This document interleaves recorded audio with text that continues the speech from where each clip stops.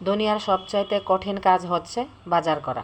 আসসালামু আলাইকুম, কেমন আছেন সবাই? আশা করছি ভালো আছেন। আমি আলহামদুলিল্লাহ আপনাদের দোয়ায় ভালো আছি।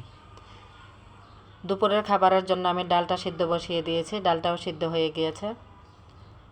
আজ সকালে বাজারে গিয়েছিলাম, তো বাজার করে নিয়ে এসে গোছগাছ করে নিয়ে 2টা বেজে গেছে। দুপুরের খাবারের জন্য ভর্তা ভাত রেডি করতেছি। তরকারি রান্না করার তেমন একটা সময় পাই নাই, মাছ মাংস এগুলি গুছিয়ে রেখেই অনেক টাইম চলে গেছে। আমার যেসব দর্শকরা আমার মতো এরকম হাট বাজার তারপরে আবার ঘরের কাজ সবগুলো একা হাতে কমপ্লিট করেন, তারাই শুধু বুঝতে পারেন যে একা একা সব কিছু করাটা কতটা পরিমাণে কষ্টের কাজ। আমার তো মাঝে মধ্যে মনে হয় কেউ যদি আমাকে একটু বাজার করে নিয়ে এসে দিত তাহলে হয়তো বা অনেক হেল্প হতো। বিশেষ করে বাইরে বাজার করাটাই সবচেয়ে বেশি কঠিন কাজ।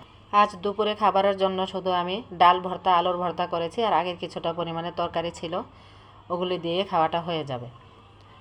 যে ডাল ভর্তার মধ্যে যদি কেউ আমার মতো এরকমভাবে পেঁয়াজটাকে লাল লাল করে ভেজে দিয়ে ভর্তাটা তৈরি করেন আর ধনেপাতা সাথে থাকে, ভর্তা বানানোর একদম শেষে যদি একটু সরিষার তেল দেওয়া যায় তাহলে সেই স্বাদ হয়। গরম গরম ভাত আর ডালের এই ভর্তা অসাধারণ। ওই দিন ভাত একটু বেশি করেই রান্না করতে হবে।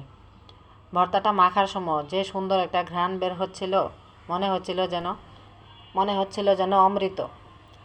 খুবই মজাদার একটি খাবার তৈরি করে নিয়েছি। পেটের মধ্যে যখন খুব বেশি ক্ষুধা থাকে তখন আর মনে হয় না যে কী দিয়ে ভাত খাচ্ছি, আর ভর্তা হইলে তো আর কোনো কথাই নেই,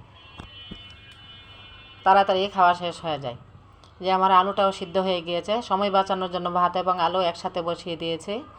ভাতের সাথে আলুটাও সিদ্ধ হয়ে গিয়েছে।